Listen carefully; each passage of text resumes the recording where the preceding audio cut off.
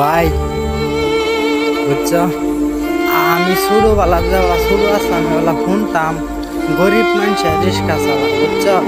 তখন ভাই আমি শেন হয়ে গেছি, বড় হয়ে গেছি, তখন দেখি শিক্ষিত মানুষের রিক্সা চালাইতেছে বুঝছো।